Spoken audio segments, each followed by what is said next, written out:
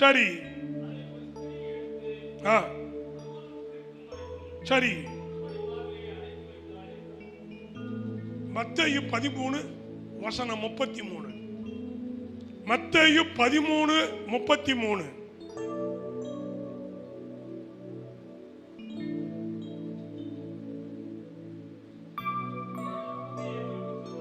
வேறு ஒரு ஊமையை அவருக்கு சொன்னார். பரலோக ராஜ்யம் புளித்த மாவுக்கு ஒப்பாய் இருக்கிறது. அதை ஒரு ஸ்திரீ எடுத்து முழுவதும் புளிக்கும் வரைக்கும் 3 படி மாவிலே அந்த புளித்த மாவை உள்ளே கலக்கி வைத்தால், அடக்கி வைத்தால், கலந்து வைத்தால், நிரப்பி வைத்தால். அந்த புளித்த மாவுக்கு பேரு நம்ம ஊர்ல சொல்லுவோம், பிள்ளை தயிர் வைக்கணும்னா உரமோறு வேணும்னு. அது மாதிரி இந்த புளித்த மாவு உரமோறு மாதிரி 3 படி மாவுக்குள்ள அந்த உரமோறு மாவை வச்சுட்டா அது முழுவதும் என்ன செஞ்சிடும்? புளிச்சிடும் அப்படின்னு சொன்னார். மத்தேயு ஒரு விதமா சொல்லுகிறாரு, லூக்கா ஒன்று சொல்லுகிறாரு. ஆனா சம்பவம் ஒண்ணுதான். என்ன சொல்றாருன்னா, புளித்த மாவு 3 படி மாவையும் புளிக்க வைப்பதாக ஒரு உதாரணமாக ஒரு ஓமையா சொன்னார். புளித்த மாவு பரலோக ராஜ்யத்திற்கு ஒப்பனையா இருக்கிறது. அப்ப உரமோர் எங்க வாங்குறது? பரலோகத்துல உரமோர் வாங்கி இருக்கு. இந்த 3 படி மாவுங்கிறது நம்ம தான். அந்த மாவை நமக்குள்ள வச்சுட்டோம்னா நாம முழுவதுமா புளிச்சிருவோம் அப்படின்னு சொல்லப்பட்டிருக்கிறது. ஆனா இன்றைக்கு பழைய வருட ஆராதனைக்குரிய தேவ செய்தியாக, தியானத்துக்கு ஏதுவாக இந்த வார்த்தைகளை தியானிக்க போகிறோம். அதற்கு ஆதாரமா ஒரு வசனத்தை வாசிங்க. மத்தேயு 16:11. மத்தேயு 16:11. மத்தேயு 16:11. பரிசேயர் சதுசேயர் என்பவர்களின் புளித்த மாவை குறித்து எச்சரிக்கையாயிருங்கள். மூச்சு விட வேண்டிய இடத்தில் மூச்சு விட வேண்டும், நிறுத்த வேண்டிய இடத்தில் நிறுத்த வேண்டும். இப்படி சொல்லி சொல்லி நான் இழைச்சும் போயிட்டேன். 42 இன்ச்சி இடுப்பா இருந்துச்சு, இப்ப 38 இன்ச்சியா வந்திருக்கு. கல்யாணத்துக்கு பேண்ட் வாங்கும் போது 42 இல்ல சார் அளப்போம், அளந்தா 38 தான். சரி 38 கொடுங்க.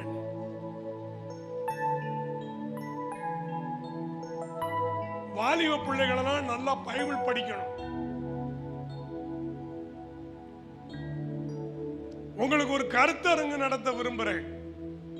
தைப்பொங்கல் ஹாலிடேல புதன்கிழமை 15ஆம் தேதி 14, 15, 16 லீவு. அதுல நடுவில் இருக்கக்கூடிய நாள் புதன்கிழமை கருத்தரங்கு. அந்த கருத்தரங்குல கட்டாயம் வாலிப பிள்ளைகள் வரணும். நாங்கெல்லாம் வரலாமா பாச்சிட்டாரு அப்படின்னு கேட்டா நீங்களும் வரணும். பொங்க வச்சேன், கறி எடுத்தேன், தின்னேன், மல்லாந்துட்டேன் இருக்காம கருத்தரங்குக்கு வரணும். ஆகவே வாலிப பிள்ளைகள் முன்வரிசையும் மற்றவர்கள் பின்வரிசையா இருக்கணும். அந்த கருத்தரங்குல சிறப்பான வார்த்தைகள் நமக்கு கொடுப்பார். கருத்தரங்கு முடிஞ்ச உடனே ஏதாவது ஒரு வகுத்து பசிக்கு ஒரு சாப்பாடு கத்தர் கொடுப்பார். காரணம் 19ஆம் தேதி, ஜனவரி 19ஆம் தேதி நாங்க கல்யாணம் முடிச்சு 40 வருஷம் ஆயிடுச்சு. நாங்க கல்யாணம் முடிச்சு எத்தனை வருஷம் ஆச்சு? 40 வருஷம். அதனால அந்த 19ஆம் தேதிக்கு முன்னாடியே, 40 வருஷம் முடியறதுக்கு முன்னாடியே 15ஆம் தேதியிலேயே எங்கள் திருமண உறவை முன்னிட்டு உங்களுக்கு ஒரு சாப்பாடு, ஃப்ரீ சாப்பாடு. என்ன சொல்ல மாட்டேங்கிறிய? சந்தோஷமா இல்லையா? நீங்க கல்யாணம் முடிச்ச நாங்க என்ன ஒண்ணுங்க மாதிரி இருக்கு. கர்த்தர் நிச்சயமாய் சபையை ஆசீர்வதிப்பார். வாலிப பிள்ளைகள் மத்தியில ஒரு எழுப்புதல் வரணும். அந்த பிள்ளைகளை பெற்ற தாய் தகப்பனுக்கும் எழுப்புதல் வரணும். நிறைய பிள்ளைகள் காணலன்னா பெற்றவங்க சரியில்லைன்னு அர்த்தம். பிள்ளைகள் பக்தியா இருந்தா பெற்றவங்க நல்லா இருக்கான்னு அர்த்தம். பிள்ளைகள் மூதேவியா போயிட்டுனா தாய் தகப்பனும் மூதேவியா இருக்காங்கன்னு அர்த்தம். நான் பாரத்தோடு கண்ணீரோடு பிள்ளைகளுக்காக ஜெபிச்சுக்கிட்டு இருக்கிறேன். நீர் வாட்டு ஜெபிச்சுக்கிட்டு எங்களுக்கு என்ன அப்படின்னு இருக்கு பாருங்க. ஒரு அலையில கூட சொல்ல மாட்டீங்க, ஒரு ஆமேன்னு கூட சொல்ல மாட்டீங்க. கடன் வாங்குறது மாதிரி தான் உங்ககிட்ட வாங்கிட்டு இருக்கேன்.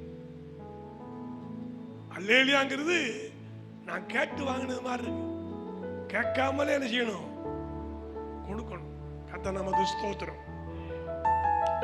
பரிசேயர் சதுசேயர் என்கிற புளித்த மாவை குறித்து எச்சரிக்கையாயிருங்கள் அப்படின்னு போடப்பட்டிருக்கு.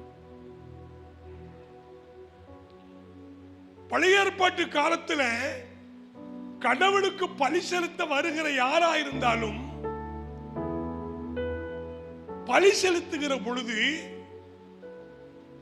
ஆடோ புறாவையோ ஏதோ ஒன்று பலி செலுத்தும் பொழுது புளிப்பில்லாத அப்பத்தையும் சேர்த்து கொடுக்கணும் இருக்கு. எந்த அப்பம்? புளிப்பில்லாத அப்பம். புளிப்பில்லாத அப்பத்தோடு பலிகளை செலுத்தும் பொழுது கர்த்தர் பிரியமாயிருப்பார். புளிப்புள்ள அப்பங்கள் வேண்டவே வேண்டாம் என்று பழைய ஏற்பாட்டு புத்தகங்களை படிச்சு பார்த்தா வேண்டாம் அப்படின்னு கர்த்தர் சொல்லிட்டார். நம்ம எல்லாரும்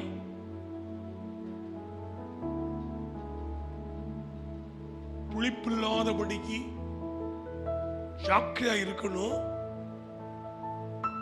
பரிசேயர் சதுசேயர் என்கிற புளிப்பை குறித்து என்ன செய்யணும்? எச்சரிக்கை. பரிசேயர் சதுசேயர் என்கிற புளிப்பை குறித்து எச்சரிக்கையா இருக்கணும் ஆண்டவர் சொன்னார். இந்த ராத்திரி உள்ள ஒரு வார்த்தை தான் உங்க மனசுல வச்சிருக்கேன். இந்த வருஷத்தின் கடைசி நாளிலே, கடைசி மணி நேரங்களிலே ஆண்டவருக்கு நன்றி சொல்லுகிற ஆராதனை நேரத்தில் புளித்த மாவா இருக்காதபடிக்கு புளித்த பரிசேயர் சதுசேயர் என்பவர்களுக்கு எச்சரிக்கையாயிரும்னு சொல்லப்படுகிறது. ஏற்கனவே நான் உங்களுக்கு சொல்லி இருக்கிறேன். எச்சரிக்கை என்கிற வார்த்தை பைபிள்ல எங்கெல்லாம் படிச்சிட்டீங்களோ, ரோட்டில் ஸ்பீடு பிரேக் எழுதியிருக்கும், வேக தடைன்னு போட்டிருக்கும். நீங்கள் எவ்வளவு வேகத்தில் போனாலும் உங்க வண்டியினுடைய வேகம் 20 கிலோமீட்டர் ஸ்பீடில் குறையணும். குறையலன்னா வண்டி குப்பரை விழுந்து உங்க புட்டாணி நெசுங்கி போய்க்கணும்.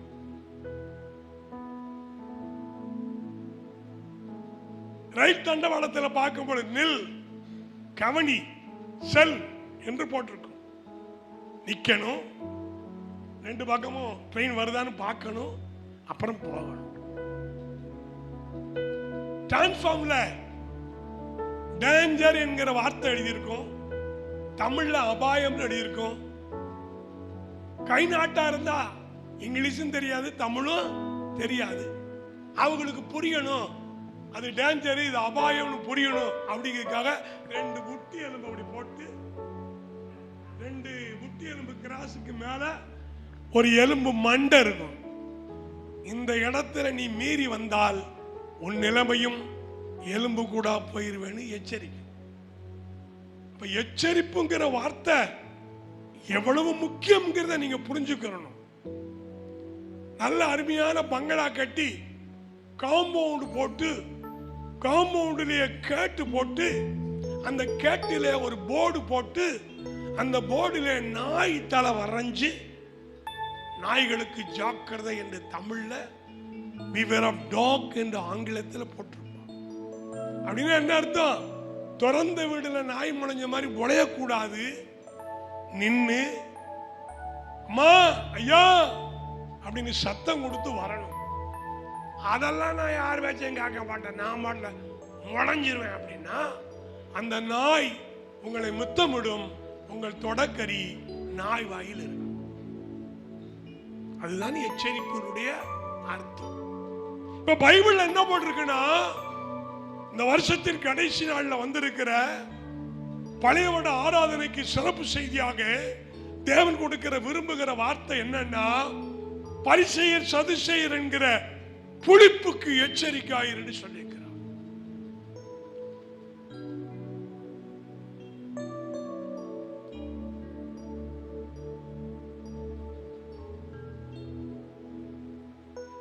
மத்தேயு 16 அதிகாரம் 6 வசனம் படிங்க. மத்தேயு 16 வசனம் 6. இயேசு அவர்களை நோக்கி, பரிசேயர் சதுசேயர் என்பவர்களின் புளித்த மாவை குறித்து இருங்கள். 12 வசனம் மட்டும் படிங்க. அதிலேயே அப்பொழுது அவர் அப்பத்தின் புளித்த மாவை குறித்து அல்ல, எப்படி எச்சரிக்கையா இருக்க வேண்டும் என்று சொல்லாமல் பரிசேயர் சதுசேயர் என்பவர்களின் உபதேசத்தை குறித்து அப்படி சொன்னார்.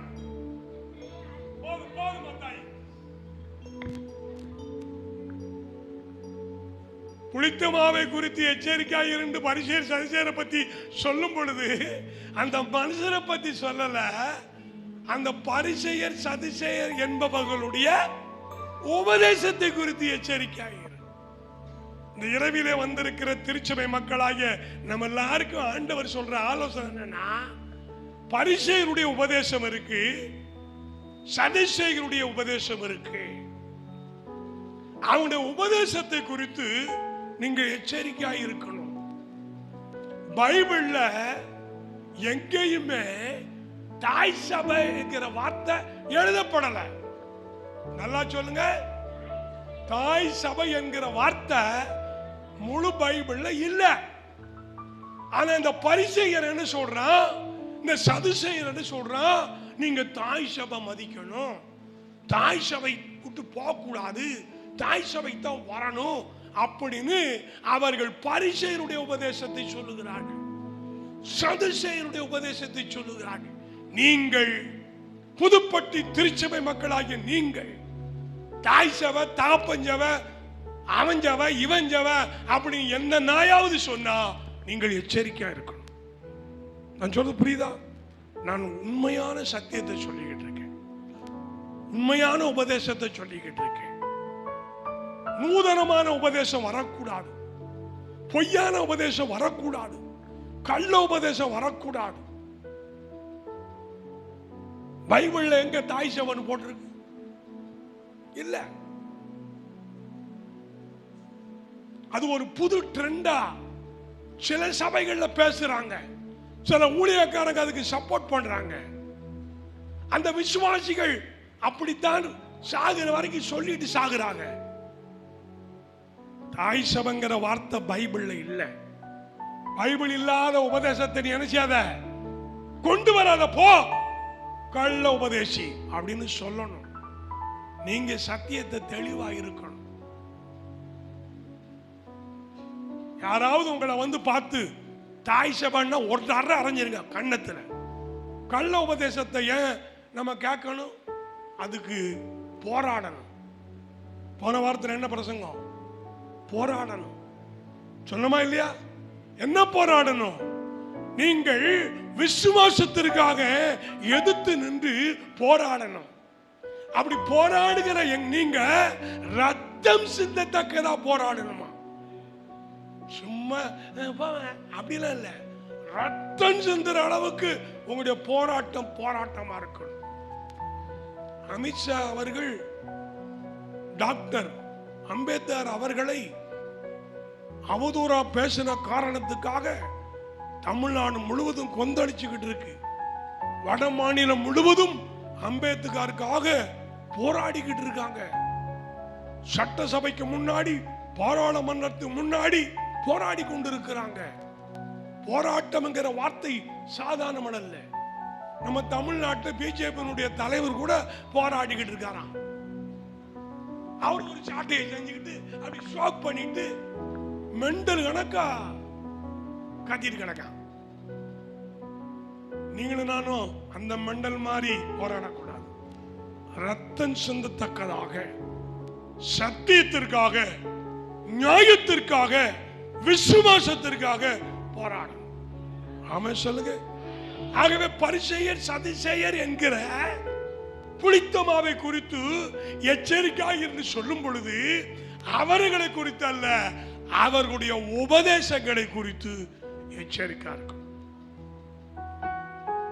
தந்திரமா நூதனமா உபதேசம் சொல்லுவாங்க, நம்மளை நம்புற மாதிரி சொல்லுவாங்க. பைபிள் இல்லாத எந்த வார்த்தையும் நீங்களும் நானும் நம்ப கூடாது. வேதமே வெளிச்சம், போதக சிச்சிய கட்டளை, இதற்கு மாறு வேற எந்ததும் இல்லை. நாம் தெளிவா இருக்கணும். அதனாலதான் வாலிப பிள்ளைகள் பைபிள் படிக்கணும்னு சொல்றேன். ஸ்கூலுக்கு போகும்போது ரொம்ப படிக்காட்டாலும் ஒரு வசனமாவது படிச்சுட்டு போகணும். சாப்பிடுறதுக்கு முன்னாடி ஒரு வசனம் படிச்சிடணும். தூங்குறதுக்கு முன்னாடி ஒரு வசனம் படிச்சிடணும். இப்படி நீங்க கணக்கு போட்டு பார்த்தா எப்படினாலும் ஒரு நாளைக்கு 5-6 வசனம் வாசித்துடலாம்.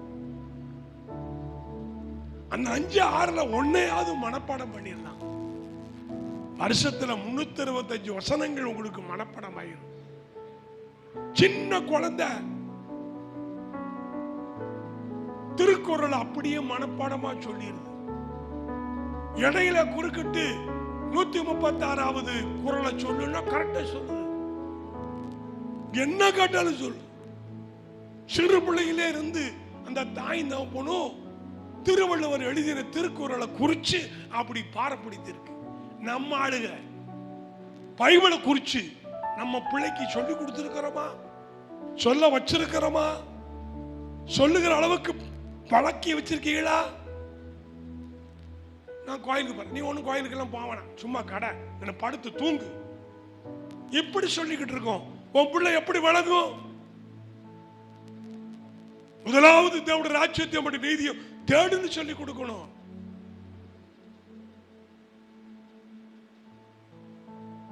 திருநெல்வேலி மாவட்டத்தில் ஒரு சின்ன கிராமத்தில் ஒரு அருமையான சகோதரி, அந்த பிள்ளைகளுக்கு என்ன சொல்லி கொடுப்பாங்க தெரியுமா?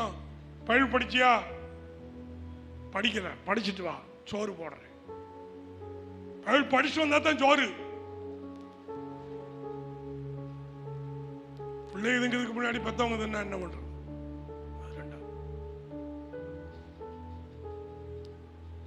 கர்த்தருடைய வசனங்களில் என்னுடைய பிள்ளைகளை வளர்க்கணும். அது நல்லது. சிறு வயதில் கற்றுக் கொடுக்கிற பொழுது அந்திய வயது மறக்காது. அது மனசுக்குள்ள இருந்துச்சுன்னா தாய் தகப்பனையும் கனம் பண்ணும், தாய் தகப்பனையும் நேசிக்கும். இல்லைன்னா அது ஓடியும் பேசும், கெட்ட வார்த்தை பேசும். கலட்டு கழுத கலட்டு பயல அப்படிங்கும்.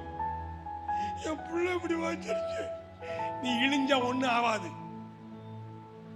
அதை வளர்க்கணும்.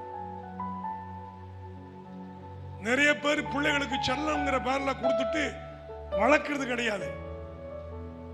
அந்த பிள்ளைய முதிர் வயதுல வந்து மிதிக்கும், கழுத்திலேயே மிதிக்கும், இடுப்புலயே மிதிக்கும். நான் கண்ணார பார்த்திருக்கிறேன். பெத்த தகப்பன பெல்ட்ட கலட்டி அடிக்கிறத நான் கண்ணார பார்த்திருக்கிறேன். அந்த ஆளுக்கு ஒரு கால் எடுக்கப்பட்டு இருந்துச்சு. அவர் மரக்கால் வச்சு கம்பு வச்சு ஊரெல்லாம் போயிட்டு மாட்டு தரகர் வேற பார்த்தவர். அப்படிப்பட்ட ஒரு தகப்பனை பெத்த மகன் பெல்ட்ட காட்டு உரிவன் உரிக்க.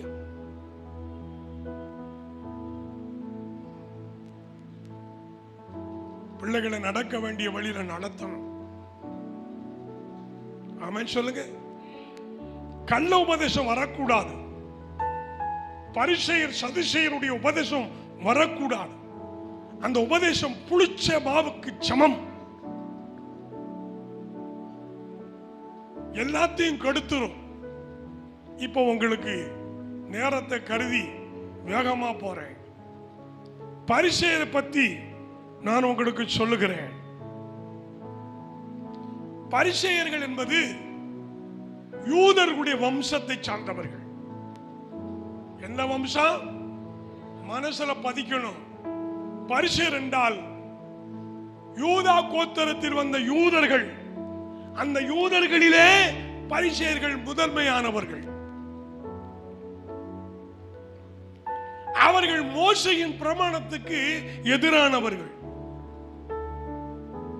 10 commandments நியாயப்பிரமாணம் இருக்கு இல்லையா, அந்த பரிசேயர்கள் வேத பிரமாணத்துக்கு எதிரானவர்கள். அவர்கள் ஸ்நானங்களுக்கு அடுத்த காரியங்களிலே விகற்பமானவர்கள். அவர்கள் கை கால் கழுவிதான் சாப்பிடுவார்கள். அப்படி வெளிப்புற சுத்தத்தை விரும்புகிறவர்கள். பாத்திரங்களையும் அப்படித்தான் கழுவுவார்கள். ஓய்வு நாளை உண்மையாய் அனுசரிப்பதில்லை, அவர்கள் நுட்பமாய் அனுசரிப்பார்கள். 4வது என்னது? ஓய்வு நாளை நுட்பமாய் அனுசரிப்பார்கள். இயேசுநாதர் அதை எதிர்த்திருக்கிறாரா அப்படின்னு நீங்க யோசித்தீங்கன்னா, ஆமா. உங்க சீசர்கள் ஓய்வு நாளை மீறியது என்ன? நீர் என்ன ஓய்வு நாளை மீறியது என்ன?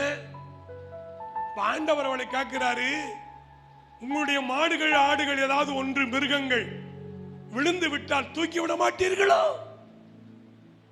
ஓய்வு நாளில் யாதொரு வேலையும் செய்யக்கூடாது என்று எழுதியிருக்கிறதேன்னு மட்டும் வார்த்தையை சொல்றீங்களே, அதை தூக்கி விட மாட்டீர்களான்னு கேட்கிறார். வயல்கள் இருக்கிற கதிர்களை கசக்கி தின்றார்கள், அப்படி திங்கலாமா என்று எதிர்த்தார்கள். யார்? இந்த புளித்த மாவு காரணமாக உபதேசத்து உரிய பரிசேயர்கள். அவர்கள் தேவநீதியை பேச மாட்டார்கள், சுயநீதியை பேசுவார்கள். உங்களுக்கு தெரியுதா தேவநீதி என்பது என்ன? இயேசுநாதர் ஞானஸ்நானம் எடுக்கிற பொழுது யோமஸ்நானகன் சொன்னாரு, உம்மாலே நான் ஞானஸ்நானம் பெற வேண்டி இருக்க, நீர் இப்பொழுது என்னால பெறலாமா? உங்களுடைய பாதரட்சையின் வார கூட அவுக்கிறதுக்கு தகுதி இல்லைன்னு அவன் சுயநீதியை பேசினான். ஆண்டவர் அவனுக்கு தேவநீதியை சொன்னார். பரிசேயர்களும் சதுசேயர்களுமோ தேவ ஆலோசனையை யோவான் ஸ்நானகன் கொடுத்த ஞானஸ்நானத்தை தள்ளிவிட்டான் எழுதப்பட்டிருக்கிறது. இயேசுநாதர் யோவான் ஸ்நானத்தை சொல்றாரு, இப்பொழுது இடம் கொடு, இது தேவனுடைய நீதியை நிறைவேற்றுகிறதாய் இருக்கிறதே என்று சொன்னார். ஆனால் யோவான் ஸ்நானகன் சொன்ன வார்த்தை பரிசேயனுடைய வார்த்தை. அது சுயநீதி. தேவநீதி விளக்கி சொல்லுகிறார். அடுத்தபடியாக மாய்மாலக்காரர்கள். பரிசேயர்னா யாரு? மாய்மாலக்காரர்கள். உங்களுக்கு ஏதாவது தெரியுமா? மாய்மாலம்னா ஏதாவது உதாரணம் சொல்ல முடியுமா? யாராவது மாய்மாலம்னா ஏதாவது உதாரணம் சொல்லுங்க பாப்போம். மாய்மாலத்துக்கு உதாரணம் ஏதாவது சொல்ல முடியுமா? சகோதரர்களே, சகோதரிகளே, பிள்ளைகளே, மான செல்வங்களே, சொல்ல முடியுமா? நான் ஒண்ணு சொல்றேன். ஒரு ஆளை பத்தி அப்படி பேசுவாங்க, திடீர்னு அந்த ஆள் வந்து உங்கள்தான் பேசிக்கிட்டு இருந்தோம் அப்படின்னு நல்லது பேசுன மாதிரி சொல்லுவாங்க. அதுக்கு பிறகு என்னவது? மாய்மாலம். சிரிக்கிறத பார்த்தா நீங்களும் அந்த மாய்மாலம் பேசியிருக்குமா தெரியுது. நாம் பாய்மாலக்காரர்களாக இருக்கக்கூடாது. உள்ளதை உள்ளதென்றும் இல்லாததை இல்லதென்றும் சொல்ல வேண்டும். முகதாட்சியம் பார்ப்பது நல்லது அல்ல. எதுனாலும் நேரம் பேசணும், பின்னாடி பேசக்கூடாது, உள்ளுக்குள்ள ஒண்ணு பேசக்கூடாது, வாயில ஒண்ணு பேசக்கூடாது. இந்த பரிசேயர்கள் மாய்மாலக்காரர்கள். அடுத்தபடியாக அவர்கள் கொலை செய்வதற்கு அஞ்ச மாட்டார்கள். யாரு யாரு? பரிசேயர்கள், யூதர்கள். இன்றைக்கும் இஸ்லாமில் கொலை செய்யறதுக்கு பயப்படவே மாட்டாங்க. அல்லாஹ் மன்னிச்சிடுவாருன்னு அவங்களுக்கு ஒரு நம்பிக்கை இருக்கு. எத்தனை பொண்டாட்டியும் கெட்டுவாங்க, எத்தனை கொலையும் பண்ணுவாங்க, அல்லாஹ் அவர்களுக்கு மன்னிப்பார். ஆனா நாம் 10 கட்டைகளை ஒன்றாக கொலை செய்யாதிருப்பாயாக என்று எழுதப்பட்டிருக்கிறது. 1979 வருஷம் ஆகஸ்ட் மாதம் 28ஆம் தேதி எங்களுடைய பாஸ்டர் கேஆர் பால் அவர்களை சந்தித்து பெங்களூர் பட்டணத்தில் என்னதான் பாவம் செஞ்சேன்னா, நான் உடனே சொன்னேன், நான் கொலை பண்ணிருக்கேன். என்ன கொலை பண்ணேன்னு கேட்டார் பயந்துகிட்டு. நான் முயலை கொண்டிருக்கேன், அணில கொண்டிருக்கேன், எலிய கொண்டிருக்கேன். மிருகங்களை கொலை செய்கிறது கொலை அல்ல, மனிதனை கொலை செய்வதுதான் கொலை என்று கற்றுக் கொடுத்தார். அன்னைக்கு தான் எனக்கு தெரியும், மனுஷனை கொண்டாதான் கொலை, மற்ற எதை கொண்டாலும் கொலை அல்ல. கொண்டா பாவம் தான், ஆனா தின்னா தீரும். நாளைக்கு காலையில ஒரு 3 உயிரை கொல்ல போறோம், ஆனா தின்னு தீர்த்துருவோம். ஆமென் சொல்லுங்க. அது கொலை. ஒரு 10,000 ஆடு அறுத்தவர் தான் நாளைக்கு வராரு. அவர் தான் கிறிஸ்துமஸுக்கு அறுத்தார். அவர் அறுக்கிறதுல அஞ்ச மாட்டார். சில ஆளுகளுக்கு ரத்தத்தை பார்த்த உடனே மயக்கம் வந்துடும். மனிதனை கொண்டாத்தான் கொலை. அப்ப அருவாளை வச்சு வெட்டுறதும், கம்பெடுத்து மண்டைய புலந்து சாவடிக்கிறதும், வேற ஏதாவது தந்திரம் பண்ணி உசுறு எடுக்கிறதும் கொலைன்னு இருந்தாலும், நம்ம வார்த்தை இருக்கு பாருங்க, அது கொலைக்கு சமம். நாக்கப்பிடிக்கு ஒத்த கேள்வி கேட்டேன், தூக்கு போட்டு செத்துட்டா. அந்த வார்த்தை கொன்றுச்சு. ஆகினாலே நாம் வார்த்தையினாலோ கிரிகளினாலோ மனிதனை கொலை செய்யாதிருப்போம், கொலை செய்யாதிருப்போம். என்ன ஆமென் சொல்ல மாட்டீங்க? உங்களை பார்த்தா நாங்க செய்யாம விட மாட்டோம்ங்கிற மாதிரி இருக்கு. கொலை செய்ய மாட்டோம். ஆமென் சொல்லுங்க. பரிசேயர்கள் கொலை செய்வதில் என்ன செய்ய மாட்டாங்க. 9வது, அவர்கள் மனுஷீகத்தில் வருகிற கற்பனைகளையே வேதமா வச்சுக்கிறாங்க. கல்யாணம் முடிச்ச பாவம் இந்த சிபிஎம் கார சொல்றான் பாரு.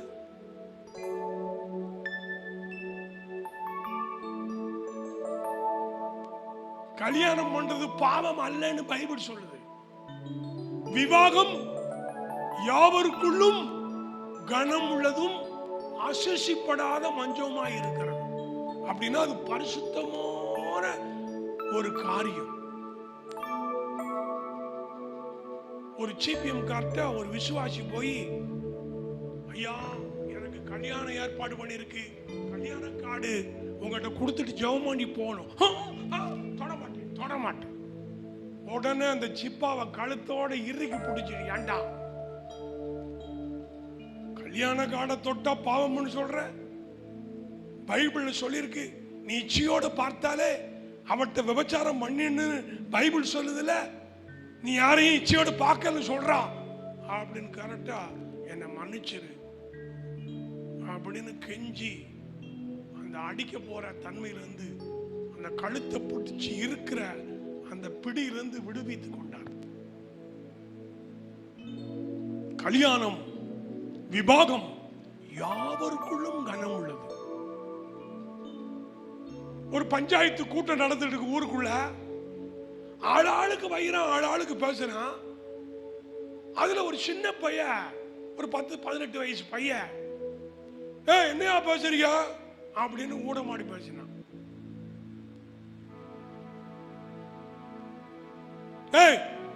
சின்ன பையன் எதுக்குடா பஞ்சாயத்துல வந்து பேசிக்கிட்டு இருக்க? ஒரு அரைஞ்சு கொண்டு விடுவோம், கட்டி வச்சு விடுவோம், அவதாரம் போட்டுருவோம் அப்படின்னு மிரட்டினாங்க. பக்கத்துல சொன்னாரு, அவர் முந்தா நாளதைய கல்யாணம் முடிச்சிட்டாரு. இப்ப ஆள் இல்ல, சின்ன பையன் கல்யாணம் முடிச்சா அவன் பெரிய ஆளா மாறுறான். அவன் சொல்லுங்க, அவ கல்யாணம் முடிச்ச உடனே சின்ன பையங்கிற புத்தி மாறி பெரியாள் தன்மைக்குரிய அதிகாரம் அந்த கல்யாணத்துல கிடைக்கும். அவன் சொல்லுங்க, அல்லேலூயா. ஆகினாலே இவர்கள் மனுஷ கற்பனைகளை கை கொள்ளும்படி சொல்லுவார்கள். பைபிள் இல்லாததான் சொல்லுவார்கள். வசனத்தை தான் நம்பணும். மனுஷ கற்பனைகள் என்ன செய்யக்கூடாது? கை கொள்ள கூடாது. இந்த யூதர்கள், இந்த பரிசேயர்கள் இருக்காங்களே, யூதர்களிலிருந்து பிரிக்கப்பட்ட பரிசேயர்கள் தான் இவர்கள். இவர்கள் என்ன சொல்வார்னா, யூதர்களிலே நாங்க தான் மேன்மையானவர்கள், முதன்மையானவர்கள். அந்த கடவுளே இருந்தாலும், அந்த வேதமா இருந்தாலும் நாங்க சொல்றபடிதான் இருக்கும்னு இன்னைக்கு சொல்றாங்க. யாரு? பார்ப்பனர்கள், பிராமணர்கள். அது அரசியல சங்கிகள் சொல்றாங்க. அதுக்கு எனக்கு அர்த்தம் தெரியல. நாங்க தலையிலிருந்து பிறந்தோம், சூத்தர்கள் எல்லாம் கீழே காலில் இருந்து பிறந்தாங்க. இப்படி வர்மாசர கொள்கையை வச்சுக்கிட்டு பிராமணர்கள் தான் உசந்த ஜாதின்னு சொல்றாங்க. அந்த கடவுளா இருந்தாலும் எங்களுக்கு கட்டுப்பட்டவர் தான். கருவறையில நாங்க போய் இருக்கலாம், மற்ற யாரும் வரக்கூடாது. இப்படி மக்களை, இந்திய மக்களை ஏமாத்தி கொண்டிருக்கிற 3% இந்த யூதர்கள், இந்த பரிசேயர்கள். இயேசுவுக்குள்ள வந்துட்டா ஆணும் இல்ல, பெண்ணும் இல்ல, உயர்ந்தவன் இல்ல, தாழ்ந்தவன் இல்ல, எந்த ஜாதியும் இல்ல, நம்ம எல்லாம் ஒண்ணு. ஒண்ணுன்னு சொன்னா அந்த ஏரியா சொல்லிக்கணும், சத்தமா சொல்லி இந்த பில்டிங்க ஆடி இருக்க வேண்டாம். ஆமா, இயேசுவுக்குள்ள நம்ம எல்லாம் ஒன்று, ஒன்றாய் இருக்கிறோம். ஏற்ற தாழ்வு நமக்கு இல்லை, தாழ்ந்தவன் உயர்ந்தவன் இல்லை, கீழ்ஜாதி மேல் ஜாதி இல்லை. கிறிஸ்துவின் பிள்ளைகளாகிய நாம் எல்லாரும் பரிசுத்த ஜாதிகள், பரிசுத்த சந்ததிகள். நமக்கு வேற்றுமை வரக்கூடாது. இந்த யூதர்களை குறித்து உங்களுக்கு சொன்னேன், மறுபடியும் சொல்றேன். ஸ்நானங்களுக்கு அடுத்தவைகளையும், கைகால் கழுவுதலையும், பாத்திரங்களை சுத்தப்படுத்துவதிலும் முதன்மையாயிருப்பார்கள். ஓய்வு நாளை அனுசரித்தாலும் உண்மையாய் அனுசரிப்பதில்லை, அவர்கள் நுட்பமாய் அனுசரிப்பார்கள். தன்னுடைய சுயநீதியை நம்புவார்கள், மாய்மாலக்காரர்களாய் நடிப்பார்கள். கொலை செய்வதற்கு அஞ்ச மாட்டார்கள். மனுஷ கற்பனையவே அவர்கள் கட்டளையாய் வைத்துக் கொள்வார்கள். யூதர்களிலேயே பரிசேயர்கள் தான் முதன்மையானவர்கள் என்று மார்பு தட்டி சொல்லுகிறவர்கள். இவர்களை கர்த்தர் அருவருக்கிறார். இவர்களை யார் அருவருக்கிறார்? கர்த்தர் அருவருக்கிறார். கர்த்தருடைய பார்வையிலே இவர்கள் புளிப்புள்ளவர்கள், புளித்த மாவுக்கு சமமானவர்கள், புளிப்புள்ள உபதேசத்தைக்குரியவர்கள். நீங்கள் எச்சரிக்கையா இருக்க வேண்டும் என்று சொன்னார். ஆமா சொல்லுங்க. இரண்டாவது என்ன சொன்னாரு? சதுசேயர்களுக்கும் எச்சரிக்கையாயிருங்கள் என்று சொன்னார். இந்த பரிசேயர்களை விட சதுசேயர்கள் ஒரு படி கொஞ்சம் முன்னே. எப்படின்னா, லேவி வம்சத்தில் யார் வருவா? பைபிள்லாம் தெரிஞ்சா தானே நீங்க கேட்கிற கேள்விக்கு நாங்க பதில் சொல்லுவோம். நாங்க ஒரு கூம்புட்ட, நாங்க ஒரு கை நாட்டு, எங்களுக்கு அம்புட்டா படிச்சிருக்கோம் சொல்லக்கூடாது. கிறிஸ்துவின் பிள்ளைகள் ஞானவான்களா இருக்கணும். பேதைகளை ஞானவான்களாய் மாற்றுகிற கடவுள். அவன் சொல்ல மாட்டேங்க. ஒண்ணுமே படிக்க தெரியாத அம்மா, மாடு மேய்ச்சிக்கிட்டு இருந்த அம்மா ரட்சிக்கப்பட்டு ஊழிய அழைப்பு பெற்று சுந்தரபாண்டிய மன்னிக்கணும் சேது நாராயணபுரத்தில் பிறந்து மாடு மேய்ச்சி ரட்சிக்கப்பட்டு விசுவாசியா மாறி ஊழிய அழைப்பு பெற்று தம்பிவட்டி மாத்தூர் மகாராஜபாளையம் ஏரியாவிலே ஊழியம் செய்து பல வருடங்கள் ஊழியம் செய்து எல்லா ஜாதி மக்களையும் ரட்சிப்புகள் நடத்தி கிறிஸ்துவுக்குள் மரித்தார்கள். அந்த தாய், படிக்க தெரியாத தாய், பைபிளை எழுத்து கூட்டி படிக்க கடவுள் ஞானத்தை கொடுத்தார். சத்தியத்தை அறிய கடவுள் ஞானத்தை கொடுத்தார். அந்த அம்மா பிரசங்கம் பண்ணுகிறத கேட்கிறவங்க பல பேர் ரட்சிக்கப்பட்டார்கள். அவர்கள் மூலம் ரட்சிக்கப்பட்டவர்களுக்கு நான் வட்டார போதகராய் இருந்ததினாலே நான் போய் அவர்களுக்கு ஞானஸ்நானம் கொடுத்தேன், திருவிருந்து கொடுத்தேன். இம்மானுவேலுக்கு அந்த அம்மா பேர் தெரியுமா? பரிபுரந்து தெரியுமா?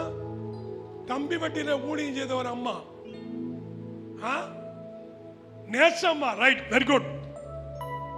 அந்த தாயார் மாடு மேய்ச்சிக்கிட்டு இருந்துச்சு, எரும மாடு மேய்ச்சிக்கிட்டு இருந்துச்சு. பிரசங்கத்தை கேட்டு நூற்றுக்கணக்கான ரட்சிக்கப்பட்டு அவர்களுக்கு நான் ஞானஸ்நானம் கொடுத்தேன்னா அந்த நேசம்மாவுக்குள்ள அந்த ஞானம் எப்படி வந்தது? அந்த பைபிளை எழுத்து கூட்டி படிக்கிற அளவுக்கு கடவுள் தான் சொல்லி கொடுத்தாரு. நீங்க நம்புறீங்களா? நீங்கள் விசுவாசித்தால், நீங்கள் ஆண்டவரிடத்தில் ஜெபித்தால் கர்த்தர் உங்களுக்கு அந்த அருமையான ஞானத்தை கொடுப்பார். எனக்கு படிக்க தெரியாது, ஜெபம் பண்ண தெரியாதுன்னு சேரை உடைச்சு பாய கிழிச்சு முக்காடையும் கிழிச்சு மூதேவியா போக கூடாது. நல்ல ஞானிகளா மாறணும். பொதுப்பட்டி மக்களா அவர்கள் வேதத்தில் தேறினவர்கள். சண்டை ஓடுதல பஸ்டா நீங்க சண்டை ஓடுறத பார்த்த, நாங்கள்லாம் சண்டை ஓடுதல கெட்டிக்காரன். நாங்கள் ஓடியம் பேசுறதுல எங்களை மிஞ்சி யாரும் பேச முடியாது. வாயை கொடுத்து தப்பிச்சுட்டு போயிருவியோ அப்படி தெரியுது. நீங்கள் வேதத்தில் தேறின்றவர்களாய் இருக்க வேண்டும், ஜெபத்தில் வல்லவர்களாய் இருக்க வேண்டும், ஊழியத்தில் பாரம் உள்ளவர்களாய் இருக்க வேண்டும், கொடுக்கிறதிலே உதார குணமுள்ளவர்களாய் இருக்க வேண்டும், தாங்குவதிலே ஊழியத்திலே தாங்குவதிலே சந்தோஷமா இருக்கணும். ஆமென் சொல்லுங்க. ஆமா, நான் எதிர்பார்க்கிற அளவுக்கு நம்முடைய திருச்சபை ஒரு 50% வளர்ந்தால எனக்கு திருப்தி இருக்கும். அந்த 50% கூட வளர்ச்சி இல்லாம வருஷ கணக்கில் விசுவாசின்னு ஏமாத்திக்கிட்டு இருக்கிறீர்கள். நீங்களும் பரிசேயர்களே, மாய்மாலக்காரர்களே,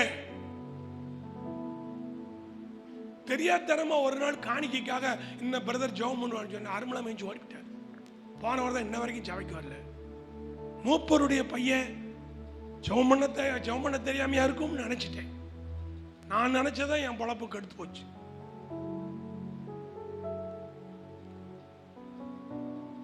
எத்தனை பேருக்கு உங்களுக்கு ஜெபம் பண்ண தெரியும்? எத்தனை பேருக்கு பைபிள் படிக்க தெரியும்? வெக்கமா இருக்குல்ல? வருஷம் கடைசி போயிடுச்சு இல்ல?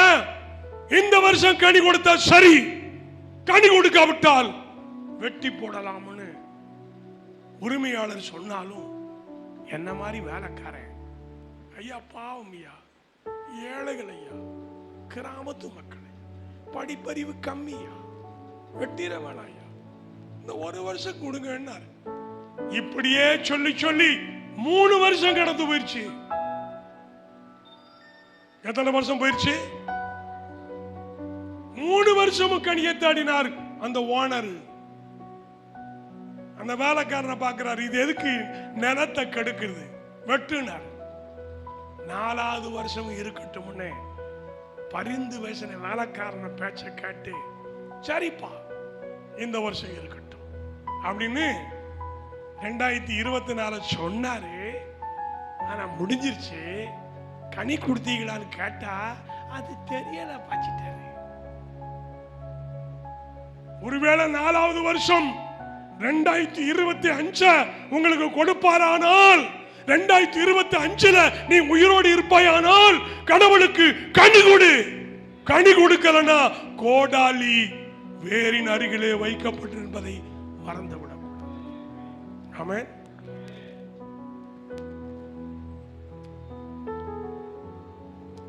இப்ப சதுசேயர்களை குறித்து உங்களுக்கு சொன்னேன். இவர்கள் யார்? இவர்கள் லேவி கோத்திரத்திலிருந்து வந்தவர்கள். லேவி கோத்திரத்தில் யார் வருவா? அது தெரிஞ்சா எதுக்கு பார்த்தோம் உங்ககிட்ட இங்க கிடக்கான்? இல்லைன்னா நாங்கெல்லாம் பெரிய பெரிய டவுன்ல போய் பெரிய பெரிய விசுவாசம் இருப்போம். லேவி கோத்திரத்தில் வந்தவர்கள் யார்? ஆசாரிகள். யார் சொன்னது? Very good. லேவி கோத்திரத்தில் வர்றவங்க தான் ஆசாரிய ஊழியம் செய்ய முடியும். எல்லா கோத்திரத்துக்கும் இஸ்ரவேல் தேசத்தை பங்கு போடும் பொழுது லேவி கோத்திரத்துக்கு மட்டும் என்ன கிடையாது? சுதந்திரம் கிடையாது. அப்படின்னா அவங்க பூவாக்கு என்ன செய்வாங்க பாத்துட்டாருன்னு நீங்க கேட்கலாம். ஆண்டவர் சொன்னாரு, 11 கோத்திரத்து மக்களும் தங்களுடைய விளைச்சின் முதற் பலனையும் 10ல் 1 பங்கையும் இந்த லேவியருக்கு கொடுத்தா அவனும் 12வது கோத்திரமா சாப்பிட்டுக்கிறான்னு சொன்னார். தசமா கொடுக்கணுமா போட்டு எங்க போட்டுருக்கு பாச்சிட்டாரு. எல்லாரும் தசமா மதம் பேசிட்டு இருக்காங்க. ஆண்டவர் சொன்னார், 12வது கோத்திரத்துக்கு சுதந்திரம் இல்லை, இஸ்ரவேலர்களே சுதந்திரம். கர்த்தரே அவர்களுக்கு சுதந்திரம். கர்த்தருக்குரியதெல்லாம் கர்த்தருடைய சுதந்திரத்துக்கு. அதனால லேவி கோத்திரத்துக்கு ஆண்டவர் அப்படி வச்சிருந்தார். அவர்கள் ஆசாரிய ஊழியம் செய்வார்கள். அப்படி ஆசாரிய ஊழியம் செய்கிறவர்கள் தான் உடன்படிக்கப்பட்டு சுமப்பார்கள். ஆலய பிரகாரங்களில் உள்ள வேலைகள் எல்லாம் அவர்கள் தான், அவருடைய பணிவிடைக்காரர்கள் தான் செய்வார்கள். லேவி கோத்திரத்தில் பிறந்தவர்கள் தான் அந்த உரிமை, மற்ற ஜாதிகளுக்கு கிடையாது. இப்ப பிராமணன் என்ன சொல்றாங்க? நாங்க தான் அந்த ஆசாரியர்கள், நாங்க தான் கோயில் பிரகாரங்களில் வேலை செய்யறவங்க, கோயில் சொத்தெல்லாம் எங்களுக்கு தான் சொல்லிக்கிட்டு இருக்காங்க.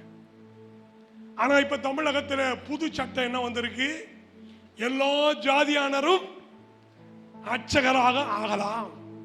அது என்ன பிராமணர் மட்டும்தான் வருது அப்படின்னு எதிர்த்து சட்டம் போட்டு, எந்த ஜாதியா இருந்தாலும் எந்த நபரா இருந்தாலும் நீங்களும் இந்து கோவில்களிலே பூசாரிகளாக வரணும்.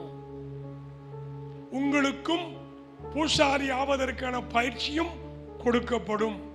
பூசாரிக்குரிய அரசாங்கம் கொடுக்கிற உதவிகளும் உங்களுக்கு கொடுக்கப்படும் என்பதை நம்முடைய நாட்டில் இருக்கு. அப்படின்னா பைபிள்ல என்ன பாஸ்டர்? அந்த லேவி கோத்திரம் தான் ஆசாரியா வரணுமா? மெல்கிசேதேக்கு முறையின்படி நம்முடைய ஆண்டவரும் யூத குலத்தில் பிறந்தாலும் யூதராயிருந்தாலும் அவரும் பிரதான ஆசாரியா வந்துட்டார். அப்படின்னா என்ன அர்த்தம்? எல்லா கோத்திரத்திலிருந்தும் கர்த்தருடைய ஊழியத்துக்கு வரலாம். அப்படின்னா நீங்க நான் யாரு? நாம் அந்த 12 கோத்திரத்தை சார்ந்தவர்கள் அல்ல. நாம் புறஜாதிகள். பரஜாதியா? புறஜாதிகள். நம்ம எல்லாரும் புறஜாதிகள், 12 கோத்திரத்தை அல்லாதவர்கள். நம்மிலே யாரு வந்தாலும் இயேசுடைய ஊழியத்துக்கு வரலாம். என்னுடைய பிள்ளைகள் 4 ஊழியத்துக்கு வரணும்னு ஆசைப்பட்டேன். கர்த்தர் என் ஆசையின்படி நிறைவேற்றிக் கொண்டே இருக்கிறார். 2வது பையனும் வரணும்னு துடிச்சுக்கிட்டு இருக்கான். கரஸ்பாண்டல MD முடிச்சிருக்கான். அவனுக்கு நல்ல வசனம் தெரியும். ராஜதர பாஸ்டர் பைபிள் காலேஜ் போகல, ஆனாலும் இவ்வளவாய் கர்த்தர் அவனை நடத்திட்டு வராரு. ஆமென் சொல்லுங்க. மகிமதாசு கூட MD படிச்சிருக்கிறார். படிப்பு இருக்கோ இல்லையோ, கர்த்தருடைய அழைப்பு மட்டும் இருந்தா போதும், நீங்க யாருனாலும் வரலாம். பாஸ்டர், எனக்கு ஒரு பொண்ணு கொடுக்க சொன்னாங்க. பாஸ்டர், பொண்ணு காட்ட வந்திருக்கீங்க, கல்யாணம் முடிச்சா பொண்டாட்டி விளையாட எப்படி காப்பாத்துவீங்கன்னு கேவலமா பேசினான். ஒரு புள்ள சொன்னா என்னை பார்த்து, ஆமா ஊரா போய் கொட்டடிச்சிட்டு கிடப்பாங்க. இப்பயும் அவன் நாடிட்டு தான் கிடக்கான். எனக்கு ஊழியக்கார தான் வேணும்னு அவன் அப்பாட்ட அடம் பிடிச்சிட்டு சண்டை ஓட்டு பார்சதான் பார்க்கணும் சொல்லி அவங்க அப்பா என்னை தேடி கண்டுபிடிச்சு என் மனைவிக்கு என்ன கொடுத்துட்டாங்க. அவன் நல்லா இருக்கிறான். என்ன பசி பட்டினி கிடக்கிற காலங்களே எனக்கு சப்போர்ட் பண்ணா. இப்ப எல்லாம் கொடுத்திருந்தோம், இப்ப ஆப்போசிட்டா இருக்குது. அந்த நாட்களிலே எனக்கு சப்போர்ட் பண்ணலன்னா அவுட் ஆயிருக்கும். என்னோடு பாடு சகிச்சது, பசி பட்டினி கிடந்தது. இந்த 2வது பிள்ளை பிரைட் கிங்கு 3 நாளா சாப்பாடு இல்லை. சுந்தரபாண்டியத்தில் எந்த விசுவாசியும் இல்லை. அதனால பைல்வான் சாராய கடையை ஜெபவிடா வச்சு 3 மாசம் அதுல இருக்க முடியாம 691 காலனி நெசவாள காலனியில போய் கொஞ்சம் வாடகைக்கு இருந்து 3 நாள் பட்டினி கிடந்தோம். 3வது நாள் நொய் அரிசி, குருண அரிசி கொஞ்சம் கொஞ்சம் சாப்பிட்டு கஞ்சியா போட்டு சாப்பிட்டு. ஆனா 3 நாள் பிள்ளைக்கு பால் இல்லை. 3வது நாள் பிள்ளைக்கு பால் இல்லைன்னு சொல்லி தொட்டில கிடக்கிற 2வது மகன் பிரைட் கிங் கத்துறான், கதறான், துடிக்கிறான். ஒரு பக்கம் ஆத்திரம் வருது, இன்னொரு பக்கம் பரிதாபம் வருது. பச்சை குழந்தை பசியில நான் என்னை அறியாமலே அழுத, கண்ணீர் மாலை மாலையா வடிஞ்சது. ஆண்டவர் பேசினாரு, இன்றைக்கு இந்த கண்ணீர் உன் வாழ்க்கையில வரவே வராது. 30 வயதுல உன் ஆசீர்வதிப்பேன்னு சொன்னார். அப்படியே கர்த்தர் ராஜதர பிறந்த பிறகு அந்த ஆசீர்வாதம் வந்தது. ஆமென் சொல்லுங்க. தொட்டில் அழுகிற பிள்ளைக்கு வெறும் பாட்டில பச்சை தண்ணி அடைச்சு கொடுத்த உடனே சோப் சோப்புன்னு ஒரு பாட்டில் பச்சை தண்ணியை குடிச்சிட்டான். பெத்த தாய் அழுகாம இருக்க முடியுமா? என்னை விட பெத்த தாய் அழுகாமல் இருக்க முடியுமா? அப்படிப்பட்ட காலங்களெல்லாம் என் மனைவி மனரம்யமா எந்த ஒரு குறையும் சொல்லாம என்னோடு பாடு செய்தாள். புறஜாதிகளா இருக்கிற நீங்கள் நானும் ஊழியத்துக்கு வாங்க, ஊழியத்துக்கு வரலாம் வரலாம், வாங்க வாங்கன்னு சொல்ற ஒருத்தர் வர மாட்டேங்கிறீங்க. ஆபிரகாம் அழைக்கும் பொழுது நான் காண்பிக்க தேசத்துக்கு புறப்பட்டு போ. அந்த தேசம் தெரியாது, அந்த மக்கள் தன்மை தெரியாது, அங்க என்ன வேலை செய்வோம், எப்படி பொழப்போம், எதுவுமே தெரியாது. ஆண்டவர் சொன்ன வார்த்தைக்கு கீழ்ப்படிந்து போனா கர்த்தர் ஆபிரகாமை சீமானா. நீங்களும் கீழ்ப்படிந்து வருவீர்களானால் கர்த்தர் உங்களை சீமானா மாற்றுவார். புருஷன் அருகிலே எப்படி புள்ள பறக்கும்னு மரியா கேட்ட முட்டாள் கேள்வி நீங்க கேட்க கூடாது. எப்படியும் நடத்துவார். கல்லுகள் இருந்து கூட பிள்ளைய கொடுக்கிற தேவன், கல்ல அப்பமா மாற்றக்கூடிய சக்தி வாய்ந்த தேவன். சாத்தானுக்கு தெரியும் ஆண்டவரை பத்தி, நமக்கு தெரிய மாட்டேன். என் மக கேள்வி கேட்டா, கிருபா டீச்சர், பாஸ்டர் கிறிஸ்துமஸ்க்கு 3 ஆடு போடுவோம், புது வருஷத்துக்கு கம்மியா தானே வருவாங்க, 2 ஆடு போட்டுக்கிறோம்னு அவள் மூளை அறிவிலே சொன்னான். என்ன அறியாமல கோவப்பட்டு அவளை 2 திட்டுறேன். 5 அப்பம் 2 மீன் வச்சு 5000 பேர் போச்சது உனக்கு ஞாபகமில்லையா அப்படி சொல்லிட்டேன். பிறகு மனசுல வருத்தப்பட்டு மகா ஆசையை நிறைவேற்றணும்னு 3 ஆடை போடியா ஆடு கிறிஸ்துமஸ் போட்டேன். கர்த்தர் என்ன பண்ணாருன்னா புது வருஷத்துக்கு 3 ஆடு போட்டுட்டார். கைத்தட்ட மாட்டேங்கிறீங்களே. ஆமென். நினைப்பதற்கு வேண்டிக் கொள்வதற்கு நாம் அறிவுறுகிற நம்முடைய ஆண்டவர், ஆண்டவருடைய ஊழியத்துக்காக வருவீர்களானால் எல்லாம் தரப்படும். முழு நேரமா வர முடியலையா, என் வேலை இருக்கு, என் குடும்பம் இருக்கு, எனக்கு பாரம் இருக்கு, பரவாயில்ல, ஒரு நாளைக்கு 2 மணி நேரம் ஒதுக்கு. கிராமத்தை சந்தி, எதிர இருக்கிற கிராமத்துக்கு போ. ஒருவனும் ஒரு காலம் ஏறிடாத ஒரு கழுதையும் கழுத குட்டியும் பார்ப்பேன். ஆண்டவருக்கு வேணும் அப்படின்னு அவுத்துட்டு வா. என்ன அடிச்சுட்டா பாஸ்டர், என்ன வெட்டிட்டா பாஸ்டர், இப்படி கேள்வி கேட்டு போகாமையே கிடக்கிறீங்க. கனி கொடுக்கணும். 2025 நம்முடைய உதவி ஊழியக்காரர் 40 இடத்துல ஜப குழு நடத்தணும் சொல்லி இருக்கிறாரு. சங்கீதக்காரர் ஒவ்வொருவரும் வாரத்தில் 2 இடத்துல ஜப கூட்டம் நடத்தணும் சொல்லி இருக்கிறாரு. வாரத்தில் எத்தனை நாள்? 7 நாள். ஒரு நாள் ஞாயிற்றுக்கிழமை ஒதுக்கிருங்க. அது எத்தனை நாள்?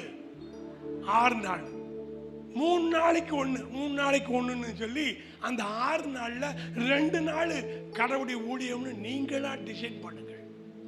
நீங்களா ஒரு ஏரியாவை தேர்ந்தெடுங்க. ஒரு 10 பேர் கூடி உங்களுக்கு தெரிஞ்சதை பாட்டு பாடி, உங்களுக்கு தெரிஞ்ச வசனத்தை சொல்லி அந்த வந்த மக்களை ஆசீர்வதிச்சுட்டு அவங்கள ஜபம் நடத்துங்க. ஜபத்துல வல்லமை ஆயிட்டா ஆட்டோமேட்டிக்கா சபைக்கு வருவாங்க. 40 ஜபக்குழுவில் இருந்தும் 4 பேர் வந்தா எவ்வளவு பேர் வருவாங்க பாஸ்டர்? அதுலதான் பாஸ்டர் நம்ம பெயிலி 40 ஜபக்குழு 4 பேர் வந்தா எவ்வளவு இருக்கும்? எனக்கு ஒரு காது, இடது காது சொல்லு. 160 பேரு. நம்ம சபையில 120 இருக்கு. இதை விட 160 வருதுன்னா எவ்வளவு மகிழ்ச்சியா இருக்கும் பாஸ்டர். நீங்க சொல்றது லேட்டா இருக்கு பாஸ்டர். இனி காலம் செல்லாது, நாட்கள் பொல்லாதவைகள் ஆனதால் காலத்தை பிரயோஜனப்படுத்து என்று சொல்லி நிறைவு செய்ய விரும்புகிறேன். 2025 எல்லாரும் ஊழியக்காரர்களா மாறணும். நம்ம ராஜு உதவி ஊழியக்கார மாதிரி ஜிப்பா போட சொல்லியிருக்கு. எதுக்கு தெரியுமா? அப்படியாவது ஊழியம் பண்ணணுங்கிற ஒரு ஆர்வம் வந்துரும்னு தான். விடமாட்டோம். அவர் பொண்டாட்டி எந்த சபைக்கு போனாலும் சரி, இவரை விடமாட்டோம். ஊழியக்கார உருவாக்குற வரைக்கும் நாங்கள் உறங்க மாட்டோம். எங்க ஜபம் உறங்காது. எங்க ஜபம், அது பாட்டு படிச்சீங்க, என்ன பாட்டு? ஜபம் ஒரு நாளும் வீணாகாது. விசுவாசம் கெடவே கெடாது. அது எல்லாம் எசன்ஸ் எல்லாம் ஊத்தி தயாரிச்சா ஊருகா மாதிரி இருக்கு. நம்ம இடத்துல ஒரு 5 கிலோ ஊரா இருக்கு.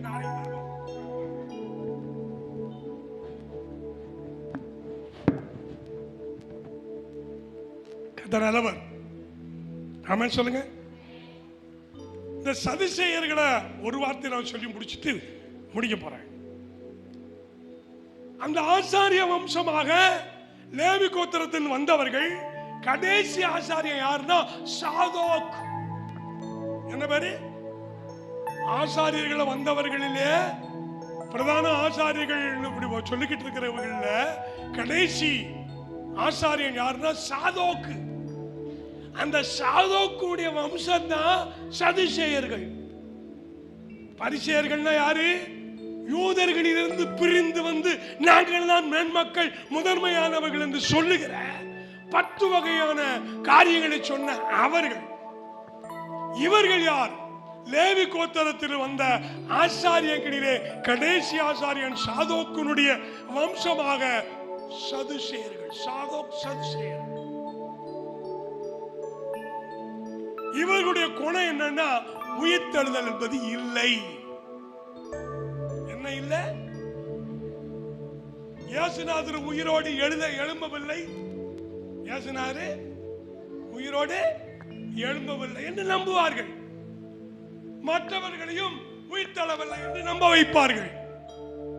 உங்களிலும் அப்படி பைபிளுக்கு முரண்பாடா பேசுவிட அடையாளம் கண்டுபிடிச்சு இவர்கள் பரிசேய கூட்டம், இவர்கள் சதுசேயர் கூட்டம் என்று கண்டுகொள்ளணும். ஆமென் ஆமென் சொல்லுங்க. கடைசி வசனம் முடிச்சுறேன். மத்தேயு 28:11 வரை.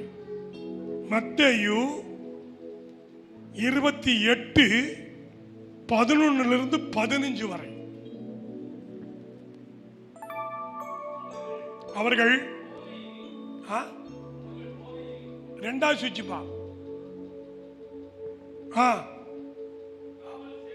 ஏயா மறுபடியும் படியா. போகையில போதையில எனக்கு கேட்குறது, அவர் போதையில் அப்படின்னே கேட்குது. அதுதான் மறுபடியும் படி சொன்னேன். அவர்கள் போகையில் காவல் சேவர்களில் சிலர் நகரத்துக்குள்ளே வந்து நடந்த எல்லாத்தையும் பிரதான ஆசாரியரிடத்திலே அறிவித்தார்கள். இவர்கள் மூப்பர்களை கூடி வந்து ஆலோசனை பண்ணி சேவகர்களுக்கு வேண்டிய பணத்தை கொடுத்து நாங்கள் நித்திரை பண்ணுகையில் அவர்களுடைய சீசர்கள் இரவோடு இரவாய் வந்து அந்த இயேசுநாதரை களவாடிட்டு கொடுத்துட்டு போயிட்டாங்க, கொன்னுட்டு போயிட்டாங்க, தூக்கிட்டு போயிட்டாங்க என்று சொல்லுங்கன்னு சொல்லுங்கள் என்று இந்த விஷயம் தேசத்தினுடைய ராஜாவுக்கு தெரிந்தால், கேள்வியானால், நாங்கள் அவரை சமாளித்து உங்க சேவர்களாகிய எங்களுக்காக பொய் சொன்னீங்களே, வதந்தி பரப்பித்தீங்களே, உங்களை நாங்க காப்பாற்றுவோம். போதியா நீ ரொம்ப அழைச்சிட்டு. அது இன்னைக்கு வரைக்கும் அந்த வதந்தி இருக்குன்னு அதுல இருக்கு, கடைசியா அதுல இருக்கு. அப்படி என்றால் பிரதான ஆசாரின்னு சொல்லும் பொழுது அந்த சதுசேயர் வம்சம் இல்லையா, அவர்கள் ஒரு கூட்டம் கூடி ஒரு குசுகுசுன்னு ஆலோசனை பண்ணி அவங்க சீசர்கள் வந்து இயேசுநாதர் உயிரோடு எழும்பல, அவங்க கலாடிட்டு கொண்டு தூக்கிட்டு போயிட்டாங்க அப்படி சொல்லுங்கன்னு சொல்லி சொல்றதுக்கு லஞ்சம், பரிதானம், கையூட்டு, பணம் கொடுத்து சொன்னார்களாம். தேசத்தினுடைய அதிபதி வந்து கேட்கிறாரு, இந்த இயேசுவானவர் 3ஆம் நாள் உயிரோடு எழும்புன்னு சொன்னாரே, எழும்பினது உண்மைதானா? இல்ல இல்ல இல்ல இல்ல இல்ல. அவங்க சீடர்கள் ராத்திரியில வந்து கல்லறையை தோண்டி பணத்தை எடுத்துக்கிட்டு களவாடிட்டு ஓடிட்டாங்க அப்படின்னு சொன்னாங்களாம். அப்படி சொன்னார்களாம், பணத்துக்காக சொன்னார்களாம், பொய் சாட்சி சொன்னார்களாம். சதுசேயருடைய வேலை அதான், இயேசு உயிரோடு எழும்புறாங்கிறதா வேலை. நம்முடைய ஆண்டவர் மரணத்தின் கூரை ஒடித்து பாதாளத்தின் வல்லமையை ஜெயித்து 3ஆம் நாள் தாம் சொன்னபடியே உயிரோடு எழுந்தார். ஆமென் சொல்லுங்க. இதைத்தான் கிறிஸ்தவர்களாகிய நாம் நம்புறோம். சதுசேயர்கள் உயிர்த்தெழுதல் இல்லை என்று சாதிக்கிறார்கள். இயேசு உயிரோடு எழுந்தது அது பொய் என்று சொல்லுகிறார்கள். காரணம் பொய் சாட்சி, லஞ்சம் கொடுத்து பணம் கொடுத்து கோர்ட்டில் வந்து சொல்றாங்களே, விளங்கவே மாட்டாங்க. பொய் சாட்சி சொல்ற குடும்பம்.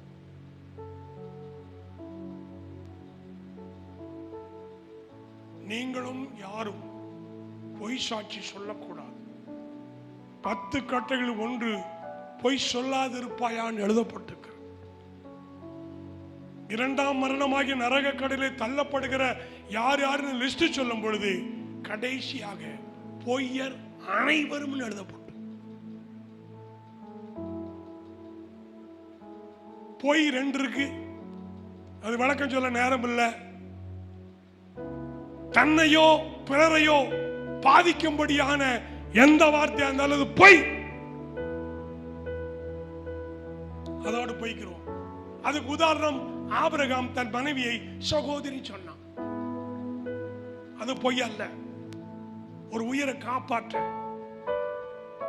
தன் மனைவியை காப்பாற்ற, தன்னை காப்பாற்ற பொய் சாட்சி சொல்லாதிருப்பாயாக. வதந்தியை பரப்பாதிருங்கள். இந்த நாளுக்குள்ளே செய்தியில கடைசியா மனசுல பதிக்கப்பட வேண்டிய வார்த்தை, வதந்திகளை, பொய்யை பரப்பாது. கண்ணால காண்கிறதும் பொய், காதால கேட்கிறதும் பொய். தீர விசாரிப்பது. எரிகோவை கோட்டையை தகர்ப்பதற்கு யோசுவா தன்னுடைய படையிலிருந்து ஒரு 12 பேர் அனுப்பினார். 10 பேர் வந்து வதந்தியை பரப்பித்தார்கள். 2 பேர் மட்டும் சரியாய் சொன்னார்கள். யோசுவாவும் காலேபும் வேறே ஆவி உடையவளாய் இருந்தபடினாலே அவர்கள் மெய்யை பரப்பினார்கள். அந்த தேசம் நல்ல தேசம், பாலுந்தேனும் ஆராய் ஓடுகிற தேசம். அங்கே விளைச்சலிலே நாங்கள் இந்த கனியை கொண்டு வந்திருக்க 2 வாரால சுமக்க முடியல, அவ்வளவு பெரிய திராட்சை கொலையை கொண்டு வந்தோம், அங்க போனா லேசா ஜெயிச்சிடலாம் அப்படின்னு சொன்னாங்க. அதனாலே இஸ்ரவேல் படை ஜெயிச்சது. அந்த 10 பேரு வதந்தியை பரப்பினதுனால இஸ்ரவேல் மக்களுடைய இருதயமெல்லாம் கரைஞ்சு போனது. பொய் சாகு வரைக்கும் இருக்கும். இந்த ஊர்ல வந்த பொழுது இந்திய தேவ சபை என்னுடைய ஸ்தாபனத்து தலைவருக்கு இவருக்கு 2 பொண்டாட்டின்னு எழுதி விட்டார்கள். இன்னும் என்னென்ன எழுதினாலும் தெரியாது, எழுதினாங்க. அங்கே இருந்து மாவட்ட போதகருக்கு அந்த கடிதம் வந்து விட்டது, சிவகாசி பாஸ்டர் செல்வராஜுக்கு. அவர் அவர்களுக்கு சொன்னார், கல்யாணத்துக்கு நான் போயிருந்தேன், கல்யாணம் முடிக்கும் போது எந்த மனைவியை பார்த்தேனோ இப்ப வரைக்கும் அந்த மனைவி தான் இருக்கு. இந்த கடிதத்தில் எழுதுன பொய்ன்னு சொல்லிட்டார்கள். ஸ்தாபன நம்புத நம்பலையோ, மாவட்ட போதகர் நம்புறாலும் நம்பலையோ, யாரு நம்புறாலும் நம்பலையோ, ஆனா அந்த வதந்தி இன்னைக்கு வரைக்கும் என் மேல குற்றச்சாட்டு இருந்து கொண்டே இருக்கிறது. இப்ப வரைக்கும், நேற்று வரைக்கும், எல்லா ஊழியக்காரர்கள் வரைக்கும் நான் சத்தியம் பண்ணி சொல்றேன், அந்த வதந்தி நிற்கவே இல்லை, அந்த குற்றச்சாட்டு நிற்கவில்லை.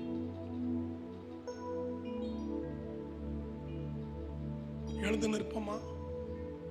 வதந்தியை பரப்பாதிருங்கள். வதந்தியை பரப்புது சதுசேயனுடைய வேலை. 10 காரியங்கள் சொன்னேன், பரிசேயருடைய வேலை. இந்த உபதேசத்தை குறித்து நீங்கள் எச்சரிக்கை இல்லைன்னா இந்த பழைய வருட ஆராதனை வீண், இந்த பழைய வருடக்கூடிய செய்தி உங்களுக்கு வேஸ்ட். இந்த வார்த்தைகளை கேட்டு கர்த்தர் என்னோடு பேசினார் என்று சொல்றவங்க மட்டும் கரங்களை தட்டி கர்த்தரை சோதனை